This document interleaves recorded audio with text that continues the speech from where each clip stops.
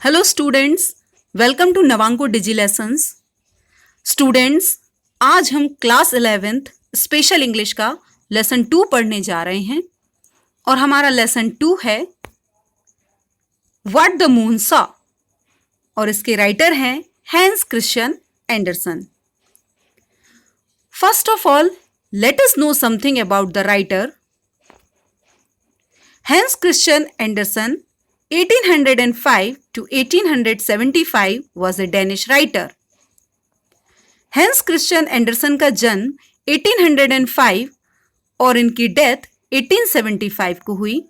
ये एक Danish writer थे, famous for his fairy tales, जो अपनी काल्पनिक और परियों की कहानियों के लिए लोकप्रिय थे, which were not meant merely for children but for adults as well. इनकी कहानियां न केवल बच्चों के लिए होती थीं बल्कि बड़ों के लिए भी होती थीं। These tales generally have a message or moral. इनकी कहानियों में अक्सर कोई ना कोई संदेश, कोई ना कोई सबक या सीख होती थी। Before achieving success as a playwright and novelist, एक प्ले राइटर और नॉवलिस्ट के तौर पर सफलता प्राप्त करने से पहले Andersen was trained as a singer and actor. Andersen जो थे, उन्होंने एक सिंगर और एक एक्टर के तौर पर प्रशिक्षण लिया। Many of Anderson's fairy tales depict characters who gain happiness in life after suffering and conflict.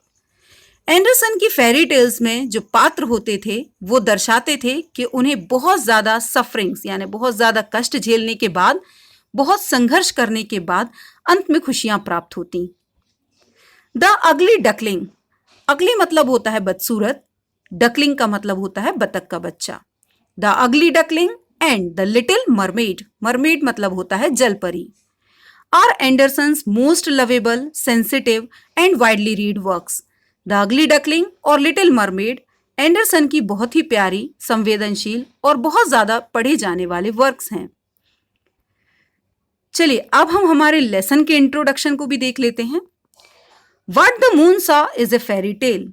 हमारा आज का lesson what the moon saw एक काल्पनिक कहानी है, टोल्ड थ्रू अ पेंटर, जो एक पेंटर के द्वारा सुनाई जाती है।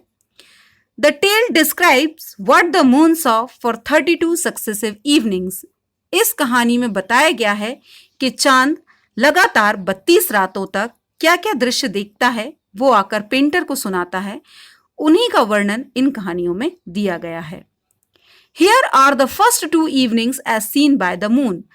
हमारे आज के लेसन में केवल 2 ही शामों का वर्णन किया गया है जो चांद के द्वारा पेंटर को किया जाता है। चलिए अब हम हमारे लेसन की तरफ बढ़ते हैं। Introduction. It is a strange thing that when I feel most fervently and most deeply. लेखक कहते हैं कि बहुत अजीब बात है, जब मैं बहुत ज्यादा उत्सुक और बहुत गहरी भावनाओं से भरा हुआ महसूस कर रहा था। My hands and my tongue seem alike tied. ऐसा प्रतीत हो रहा था कि मेरे हाथ और मेरी जीवा एक साथ बंध गए हों। So that I can not rightly describe or accurately portray the thoughts that are rising within मी। जिसकी वजह से मैं ठीक ठीक वर्णन नहीं कर सकता या फिर ठीक तरह से चित्रण नहीं कर सकता उन विचारों का जो मेरे अंदर उत्पन्न हो रहे हैं। And yet I am a painter. चूंकि मैं एक पेंटर हूं, my eye tells me as much as that. मेरी आंखें मुझे उतना बताती हैं। And all my friends who have seen my sketches and fancy say the same. जितना मेरे मित्रों ने मेरे स्केचेस को देखकर या मेरी काल्पनिक कहानियों को सुनकर कहा है। I am a poor lad. Lad means होता है बॉय, लड़का। लेखक कहते हैं क्योंकि मैं एक पुअर बॉय यानी गरीब लड़का हूं, and live in one of the narrowest of lane, और एक सबसे सकरी गली में रहता हूं। But I do not want of light. लेकिन वहां मुझे प्रकाश की आवश्यकता नहीं पड़ती। As my room is high up in the house. क्योंकि मेरा कमरा मकान में सबसे ऊंचाई पर है। With an extensive prospect over the neighbouring roofs. जहां से मुझे पड़ोसियों की छत से ऊपर भी सारी चीजें, सारे दृश्य भली भांति दिखाई देते हैं। During the first few days. शुरुआत के कुछ दिनों I went to live in the town, जब मैं कस्बे में रहने के लिए गया, I felt low spirited and solitary enough. तो लेखक कहते हैं कि वो बहुत लो स्पिरिटेड यानी निराश, सॉलिटरी यानी अकेला।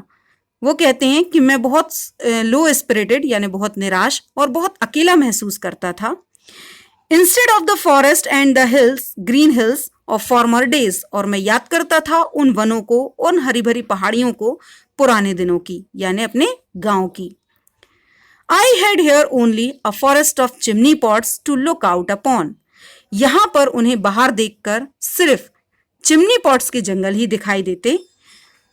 And then I had not a single friend, और यहां पर मेरा कोई एकमात्र मित्र भी नहीं है।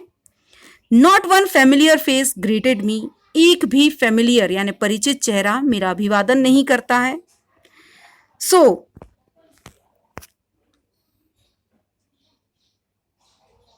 So one evening I sat at the window in a desponding mood. लेखक कहते हैं एक शाम मैं, डेस्पॉन्डिंग मतलब होता है निराशा भरे मूड में अपनी विंडो यानी अपनी खिड़की पर बैठा हुआ था। And presently I open the casement and looked out. तभी मैंने अपनी खिड़की को खोला और बाहर की तरफ देखा। Oh how my heart leaped up with Joy. वो कहते हैं मेरा हृदय खुशी से उछल पड़ा। Here was a well known face at last. आखिरकार उन्हें एक परिचित चेहरा दिखाई दिया। ए राउंड, एक गोल, फ्रेंडली काउंटेनेंस, काउंटेनेंस मतलब होता है फेस एक्सप्रेशन, एक परिचित मित्रवत फेस एक्सप्रेशन वाला चेहरा। The face of a good friend, और वो चेहरा था एक अच्छे मित्र का। I had known at home, जिसे मैं अपने घर से जानता हूं यानी अपने गांव से, जिससे मेरा परिचय हुआ। In fact it was the moon, और वो चेहरा है चांद का। दैट लुक्ड इन अपॉन मी, जो मेरे ऊपर से देख रहा है। ही वॉज क्वाइट अनचेंज्ड, वो अभी भी नहीं बदला। द डियर ओल्ड मून, वही पुराना प्रिय चांद। And had the same face exactly, उसका चेहरा अभी भी वैसा ही है। That he used to show, जैसा वो मुझे दिखाया करता था। When he peered down upon me through the willow trees on the moor, जब वो मुझे, पीर करना मतलब होता है झांकना, जब वो मुझे झांका करता था झाड़ियों के बीच से। ऑन द मूर, मूर मतलब होता है उजाड़ भूमि, और विलो मतलब होती हैं झाड़ियाँ।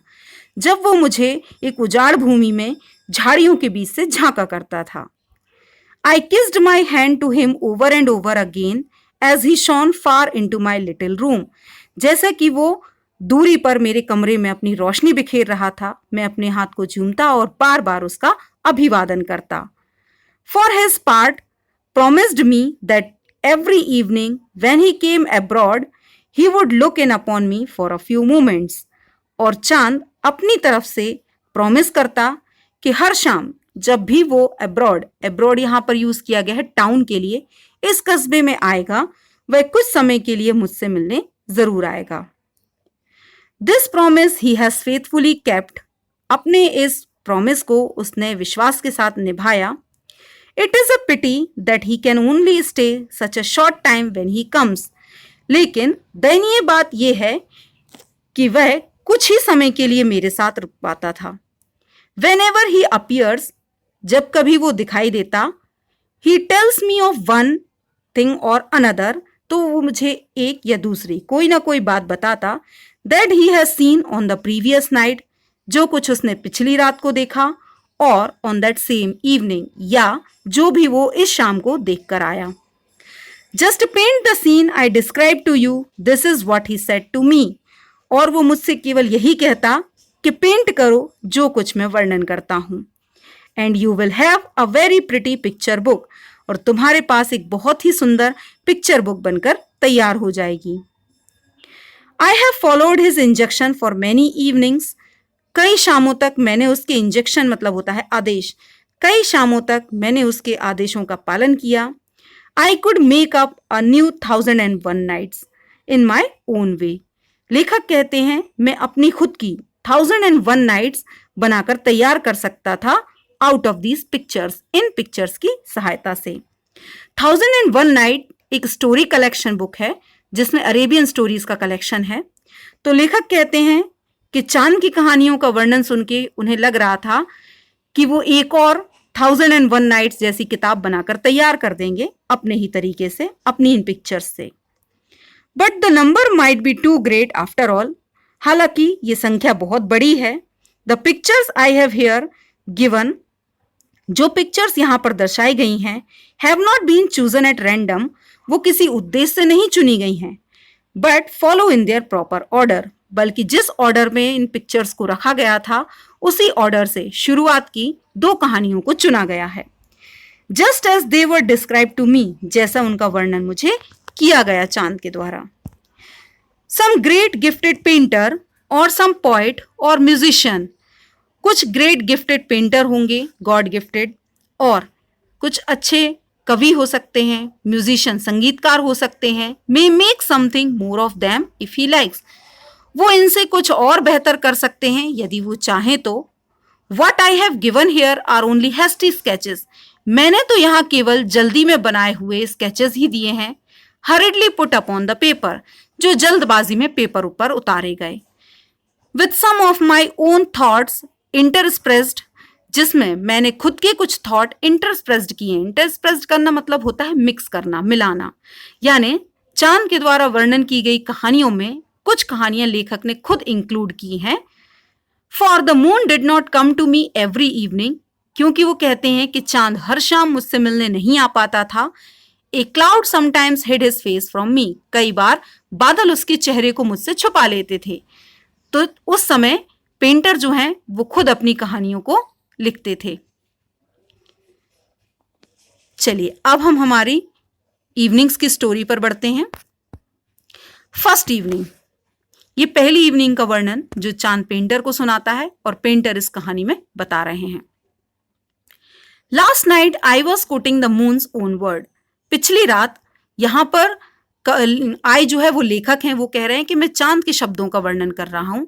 Last night I was gliding through the cloudless Indian sky, पिछली रात आई वॉज ग्लिडिंग, यहां पर आई जो है वो मून है, मून यानी चांद खुद कह रहा है कि I was gliding through the cloudless Indian sky, कि मैं उड़ता हुआ, क्लाउडलेस यानी बादल नहीं हो रहे थे, आकाश बिल्कुल साफ था, तो भारतीय आकाश से उड़ते हुए जा रहा था।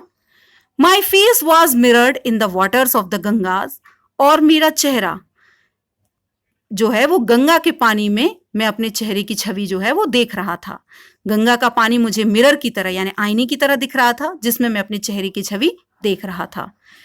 And my beams strove to pierce through the thick intertwined buds of the bananas, और वो कह रहा है कि मेरी बीम्स यानी मेरी किरणें, स्ट्रोव जो है वो स्ट्राइव की सेकेंड फॉर्म है, जिसका मतलब होता है कोशिश करना। चांद कह रहा है कि मेरी किरणें कोशिश कर रही थी टू पायर्स करना मतलब होता है भेदना, आर पार होना, थ्रू द थिक यानी मोटी सी, इंटरट्विंग यानी आपस में गुथी हुई, बग्स मतलब होती हैं शाखाएं। तो चांद कह रहा है कि मेरी किरणें कोशिश कर रही थीं, केले की जो शाखाएं थीं जो आपस में गुथी हुई थीं, उनके बीच से मेरी किरणें अपने आप को आर पार करने की कोशिश कर रही थीं। Arching beneath me like the tortoise shell, मेरे नीचे एक द्वार जैसा, एक धनुष आकार जैसा कुछ आवरण दिखाई दे रहा था, जो टॉर्टोइस शेल यानी कछुए का ऊपरी आवरण था। Fourth from the thicket tripped a Hindu made, और फोर्थ मतलब होता है आगे आना, तभी झाड़ियों से ट्रिप्ड यानी तेजी से, हिंदू मेड यानी एक भारतीय युवती आगे आती है। लाइट एज ए गेजल, जो लाइट यानी बहुत हल्की है, एज ए गेजल, गेजल मतलब होता है मृग, हिरण, जो हिरण के समान बहुत हल्की। ब्यूटीफुल एज ईव, ईव की तरह खूबसूरत है। एरी, एरी मतलब होता है बेपरवाह। Ethereal as a vision, ethereal मतलब होता है बहुत ज्यादा कोमल। एक युवती बाहर आती है जो हिरण के समान दिखाई देती है, ईव की तरह खूबसूरत है, बेपरवाह है और बहुत ही कोमल है। And yet sharply defined एमिड the surrounding shadow, आसपास की परछाइयों के बीच भी चांद कहते हैं कि मैं उस युवती को शार्पली यानी ठीक तरह से डिफाइन कर सकता हूं। Stood this daughter of Hindustan, in shadows के बीच, इन परछाइयों के बीच एक डॉटर ऑफ हिंदुस्तान यानी भारत की बेटी जो है वो खड़ी हुई है।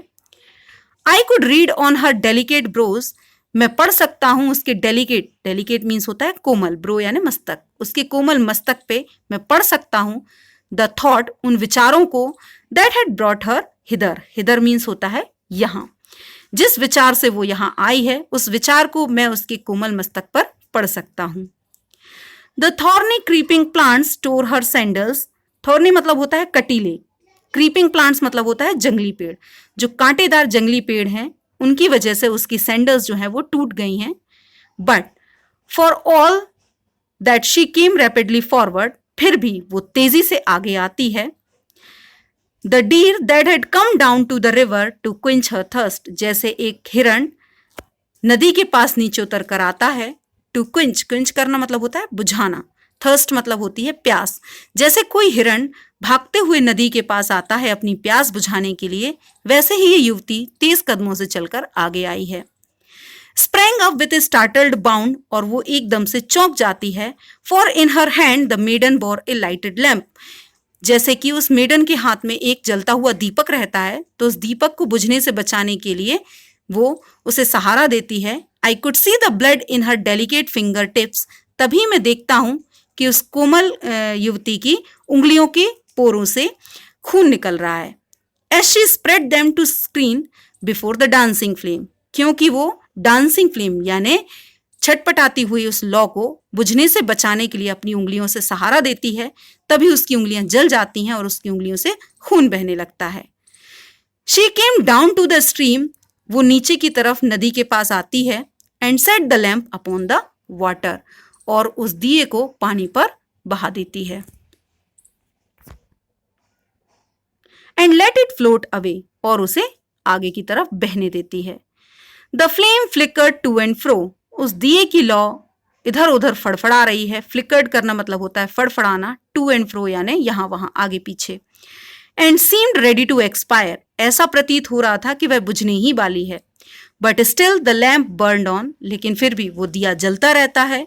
And the girls black sparkling eyes, और उस लड़की की ब्लैक यानी काली, स्पार्कलिंग यानी चमकदार आंखें, हाफ वेल्ड, वेल्ड मतलब होता है घूंघट, आधी ढकी हुई, behind their long silken lashes, किससे ढकी हुई हैं? लॉन्ग यानी लंबी सी, सिल्कन यानी सिल्क के समान, लैशेस मतलब होती हैं पलकें। उसकी आंखें उसकी पलकों से आधी ढकी हुई हैं। Followed it with A gauge, और वो गेज्ड मतलब, गेज करना मतलब होता है घूरना, और वो उस दिए को घूरती रहती है। ऑफ अर्नेस्ट इंटेंसिटी, बहुत गहरी गंभीरता के साथ वो उस दिए को घूरती रहती है। She knew that if the lamp continued to burn, क्योंकि वह जानती थी कि अगर दिया जलता रहा, so long as she could kept it in sight, जब तक उसकी दृष्टि के सामने वो दिया है और अगर वो जलता रहा, हर बेट्रोथ, बेट्रोथ मतलब होता है मंगेतर, वॉज स्टिल अलाइव, तो उसे पता चल जाएगा कि उसका मंगेतर जो है वो जीवित है। तो इस उद्देश्य से वो उस दिए को घूरती रहती है, क्योंकि उसका विश्वास था कि अगर वो दिया जलता रहेगा तो उसका मंगेतर जीवित है। But if the lamp was suddenly extinguished he was dead, लेकिन अगर अचानक से वो दिया बुझ जाता तो उसे यकीन हो जाता कि उसका मंगेतर जो है वो मर चुका था। And the lamp burn bravely on, लेकिन वो दिया बहुत बहादुरी से जलता रहता है। And she fell on her knees, वह अपने घुटनों के बल बैठती है। एंड प्रेड, और प्रार्थना करती है। Near her in the grass ले ए स्पार्कल्ड स्नेक, उसी के पास में घासों के बीच से एक स्पार्कल्ड यानी धब्बेदार स्नेक यानी सांप निकल कर आता है। बट शी हीडेड इट नॉट, लेकिन वो उसकी तरफ ध्यान नहीं देती। हीड करना मतलब होता है ध्यान देना, हीडेड इट नॉट मतलब वह ध्यान नहीं देती। She thought only of Brahma and her betrothed, वो केवल भगवान ब्रह्मा का स्मरण करती है और अपने बेट्रोथ का, अपने मंगेतर का। He lives, she shouted joyfully, वह खुशी से चिल्लाती है। ही लिव्स, वह जीवित है। ही लिव्स, वह जीवित है। And from the mountains the echo came back upon her, he lives, और उसकी आवाज जो है पर्वतों से टकराकर प्रतिध्वनित होकर उसी के पास वापस लौटती है और आवाज सुनाई देती है, ही लिव्स, वह जीवित है। ये हमारी पहली कहानी का वर्णन था जो चांद ने पेंटर को सुनाया और पेंटर ने यहां पर वर्णन किया है उसका। अब सेकंड इवनिंग का वर्णन देखते हैं। Second evening, yesterday said the moon to me, कल चांद ने मुझसे कहा, I looked down upon a small courtyard, चांद कहता है कि मैंने नीचे की तरफ देखा एक छोटा सा आंगन, surrounded on all side by houses, और वो आंगन सब तरफ से मकानों से घिरा हुआ था। In the courtyard, courtyard means होता है आंगन, उस आंगन में sat a clucking hen with 11 chickens, एक मुर्गी, क्लकिंग मतलब होता है मुर्गी की आवाज, एक आवाज करती हुई मुर्गी अपने 11 बच्चों के साथ बैठी हुई थी। And a pretty little girl, और एक बहुत सुंदर सी छोटी बच्ची, was running and jumping around them, उनके सब तरफ भाग रही थी, उछल रही थी। द हैन वॉज फ्राइटेंड, ये देखकर मुर्गी जो है बहुत डरी हुई थी। एंड स्क्रीम्ड, और चीखती है। And spread out her wings, और अपने पंखों को फैलाती है। Over the little brood, brood मतलब होता है बच्चे, अपने बच्चों के ऊपर वह अपने पंखों को फैला लेती है उनको बचाने के लिए। Then the girl's father came out and scolded her, तभी उस लड़की के पिता बाहर आते हैं, और स्कॉल्डेड करना मतलब होता है डांटना, और उसे डांटते हैं। एंड आई ग्लेडेड अवे, और मैं वहां से वापस आ जाता हूं। And thought no more of the matter, और उस विषय में आगे कुछ नहीं सोचता। यानी चांद कहते हैं इतना देखकर मैं वहां से आ गया और इसके बाद मैंने उस विषय में कुछ नहीं सोचा। बट दिस इवनिंग, लेकिन आज की शाम, ओनली अ फ्यू मिनट्स एगो, कुछ ही मिनटों पहले, आई looked down into the same courtyard, मैंने उसी वरामदे को फिर से देखा। एवरीथिंग वाज क्वाइट, वहां सब कुछ शांत था। बट प्रेजेंटली, लेकिन अभी, the little girl came fourth again, वो छोटी लड़की फिर से आगे आई। Crept quietly to the hen house, और धीरे से रेंगते हुए मुर्गी के घर में चली गई। Pushed back the bolt, pushed back the bolt, bolt मतलब होता है चटकनी, चटकनी को वापस लगाया। Slipped into the apartment of the Hahn and chicken, और मुर्गियों के अपार्टमेंट में वो प्रवेश कर गई। दे क्राइड आउट लाउडली, ये देखकर मुर्गी और उसके बच्चे जोर जोर से चिल्लाने लगे। And came fluttering down from their perches, perches मतलब होता है मुडेर, जो पक्षियों को बैठने के लिए बनाई जाती है। उस लड़की को देखते से ही मुर्गी और उसके बच्चे जो हैं फड़फड़ाते हुए नीचे की तरफ उतर कर आते हैं। एंड रैन डाउन इन डिस्मे, और निराशा में यहाँ वहां भागने लगते हैं। And the little girl rain after them, और वो लड़की उनके पीछे पीछे भागने लगती है। I saw it quite plainly, चांद कहता है कि ये सब मैंने बहुत स्पष्ट तौर पर देखा। For I looked through a hole in the hen house wall, और ये सब मैं कहाँ से देख रहा था? हेन हाउस के वॉल यानी दीवार में एक छेद था, उस छेद से अंदर का मैं ये सारा दृश्य देख रहा था। I was angry with the wilful child, चांद कहता है कि मैं बहुत नाराज था उस विलफुल यानी जिद्दी लड़की से। एंड फेल्ट ग्लैड, और मुझे बहुत खुशी हुई। When her father came out and scolded her more violently than yesterday, और मुझे बहुत खुशी हुई जब उस लड़की के पिता बाहर आए और उसे कल से भी ज्यादा हिंसात्मक तरीके से डांटा। होल्डिंग हर रफली बाय द आर्म्स, बहुत सख्ती से उसकी भुजा को पकड़ा। He held down her head, और लड़की अपना सिर झुकाकर खड़ी हुई थी।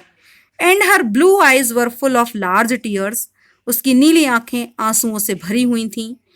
What are you about here, उसके पिता पूछते हैं तुम यहाँ क्यों आई? ही आस्क्ड, ऐसा उनका सवाल होता है। शी वेप्ट एंड सेड, तो वो लड़की रोते हुए कहती है, I wanted to kiss the hand and beg her pardon for frightening her yesterday, कि मैं यहाँ मुर्गियों से माफी मांगने के लिए आई थी कल रात उन्हें डराने की वजह से। कल मैंने उन्हें डराया था जिसकी माफी मांगने के लिए मैं यहाँ आई। But I was afraid to tell you, लेकिन मैं डरी हुई थी कि मैं आपको कैसे बताऊं। इतना सुनकर उसके पिता जो हैं उस इनोसेंट चाइल्ड की बातों को सुनकर बहुत प्रभावित होते हैं और उसकी गलती को माफ कर देते हैं। ये हमारी सेकेंड इवनिंग का वर्णन था जो चांद के द्वारा पेंटर को किया गया। आई होप स्टूडेंट्स आपको ये लेसन ठीक से समझ में आया होगा। So be happy and keep learning. Thank you.